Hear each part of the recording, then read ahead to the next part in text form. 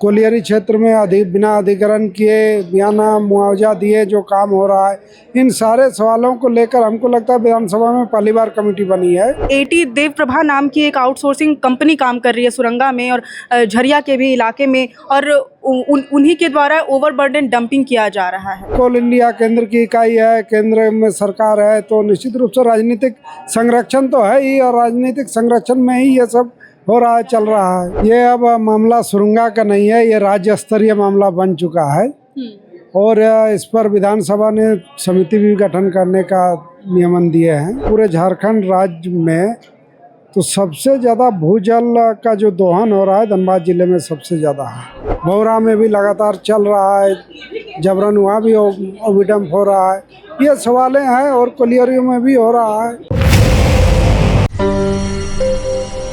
हमारे साथ इस वक्त बातचीत करने के लिए सिंदरी से विधायक चंद्रदेव महतो जी हैं। सबसे पहले सर बहुत बहुत जोहार।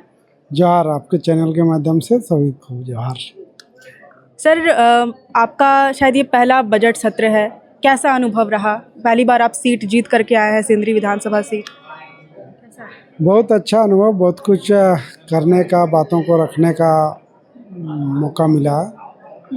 कुछ समस्याएं जो बरसों से दरकिनार किया गया था, उन समस्याओं को रखने का काम कर रहे हैं, और एक उम्मीद बन रही है लोगों में कि जो समस्याएं पहले से नजरअंदाज किया जाता था, उन समस्याओं को लेकर अब गंभीरता दिख रही है।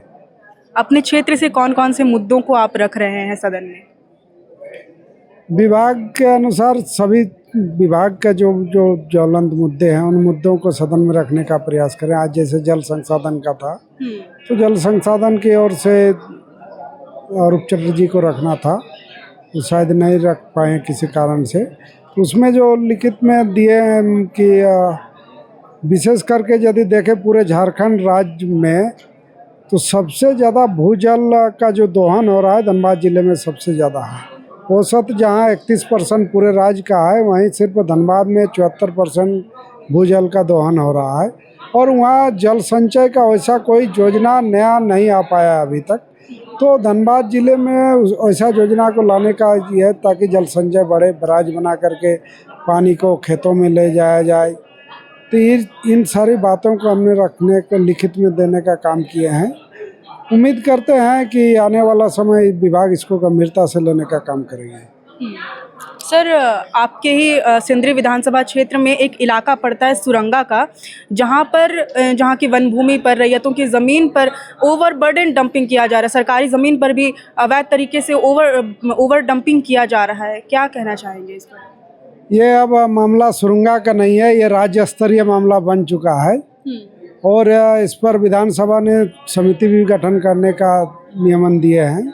समिति गठन होने के बाद पूरा जांच होगा। सिर्फ सुरंगा नहीं, ऐसे पूरे तमाम कोल इंडिया के जितने अनुषंगिक इकाई है, सभी जगह पर जितने अवैध ढंग से ओवरडंप हो, या फिर ज़मीन का मुआवजा का हो, या फिर नौकरी का सवाल है, इन सारे चीज़ों को समिति देखेगी, जांच करने का काम करेगी, उस पर फिर कार्रवाई होगा। समिति जो बनाने की बात कही गई थी, क्या वो बनी है? अभी तक नहीं बनी है, लेकिन इस चालू सत्र में बन जाएगी। सर, वहाँ पर एटी देव प्रभा नाम की एक आउटसोर्सिंग कंपनी काम कर रही है सुरंगा में और झरिया के भी इलाके में, और उन्हीं के द्वारा ओवरबर्डन डंपिंग किया जा रहा है। इसी सवाल को मैंने विधानसभा में रखने का काम किया था, और इसी सवाल के दरमियान ही निर्णय हुआ कि नई विशेष समिति बनाया जाए। जो हमको लगता है कि ज़मीन के सवाल पर और कोलियरी क्षेत्र में बिना अधिग्रहण किए बिना मुआवजा दिए जो काम हो रहा है, इन सारे सवालों को लेकर हमको लगता है विधानसभा में पहली बार कमेटी बनी है। तो ये कमेटी देखते हैं आगे कैसे ही करती है। यदि कमेटी में हमको रखा जाता है तो और कमेटी के माध्यम से भी उस पर और जोरदार ढंग से रखने का काम करेंगे और जांच कराएंगे। जांच करा के ज़मीन का जो सवाल है, ज़मीन का सवाल को मुख्य रूप से ला दिया गया है शासन के प्रशासन के दोनों कहीं में। अब इसको हम समझते हैं कि समाधान की ओर हम लोग आगे ले जाएंगे। सर, सदन में जब ये मामला उठा, जब आपने सुरंगा का मामला उठाया, तो जो आपके दल के दूसरे विधायक हैं, जैसे अरूप चटर्जी हो गए, फिर जेएमएम के विधायक हो गए, मथुरा प्रसाद महतो, डुमरी के जो JLKM के विधायक हैं जयराम महतो सहित और भी नेताओं ने और भी कुछ मंत्रियों ने इस पर आपको समर्थन किया। सुरंगा के मामलों पर ये कहा कि ये हो रहा है और अरूप चटर्जी जी ने साफ साफ ये कहा कि इस पर संरक्षण प्राप्त हो रहा है। जो AT Dev Prabha company, outsourcing company जो काम कर रही है, उस पर राजनीतिक रूप से संरक्षण प्राप्त है। क्या देख पा रहे हैं? निश्चित रूप से ये यदि चुनाव के दरमियान हम लोग विधानसभा का भी देखें तो वो लोग टिकट के लिए जो भाग दौड़ कर रहे थे, जिस पार्टी से टिकट लेना चाह रहा था, तो निश्चित रूप से उन पार्टी से, भारतीय जनता पार्टी से उन लोगों का सीधा संबंध है। और चूँकि कोल इंडिया केंद्र की इकाई है, केंद्र में सरकार है, तो निश्चित रूप से राजनीतिक संरक्षण तो है ही, और राजनीतिक संरक्षण में ही ये सब हो रहा है, चल रहा है। सर, LB सिंह जो इस AT देव प्रभा कंपनी को चलाते हैं, वो खुद बीजेपी के विधायक हैं, तो साफ तौर से क्या आपको लगता है कि बीजेपी ही केवल मतलब इस पर ये कर रही है?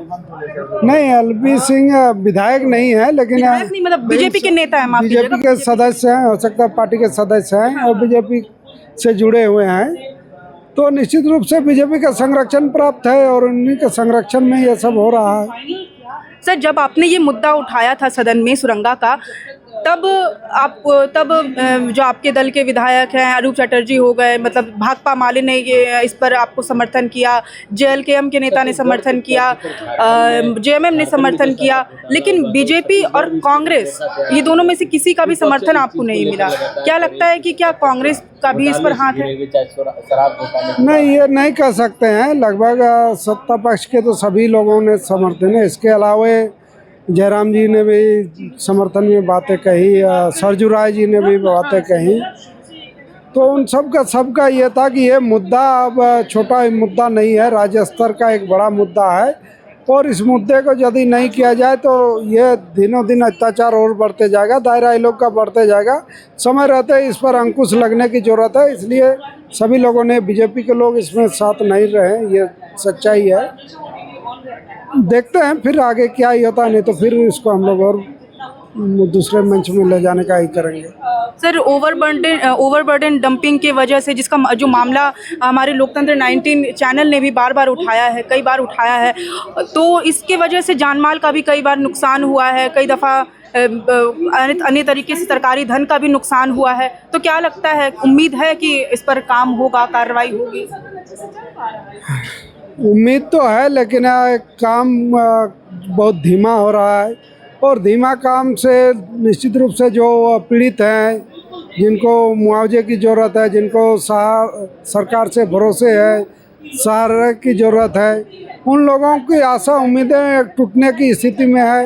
अभी भी सिर्फ सुरंगा में मौसम ओविडम रुका हुआ है, लेकिन और कई जगह ओविडम जारी है, तो उन सब को भी तत्काल उस पर रोक लगाने की ज़रूरत है। जब तक काम नहीं पूरा, जांच पूरा नहीं हो जाता है, तब तक उसको रोक लगाने की ज़रूरत है, इसमें तत्परता दिखाने की ज़रूरत है, वो नहीं हो पा रहा है। इसको लेकर के और गंभीरता के साथ ही करने का ज़रूरत है। और भी अगल बगल के भौरा में भी लगातार चल रहा है, जबरन वहाँ भी ओविडम्प हो रहा है, ये सवालें हैं, और कोलियरियों में भी हो रहा है। अच्छा सर, आखिरी सवाल, जो सरकार ने बजट पेश किया है, क्या आपके लिए संतोषजनक है? बहुत सारे विभाग में बहुत कुछ करने का ज़रूरत है।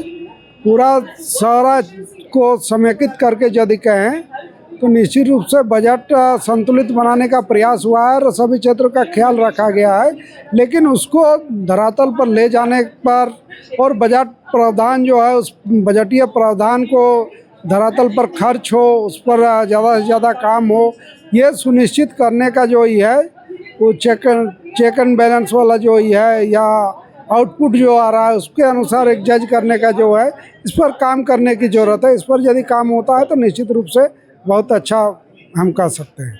बहुत बहुत धन्यवाद सर। तो हमारे साथ थे सिंदरी के भाकपा माले के विधायक चंद्रदेव महतो। उन्होंने सुरंगा के मामलों पर खासकर अपनी बातें रखी। इसी तरह की और भी वीडियोस आपको हम बताते रहेंगे, और भी जो नेताओं विधायकों से बातचीत की आपको वीडियोस दिखाते रहेंगे। जोहार।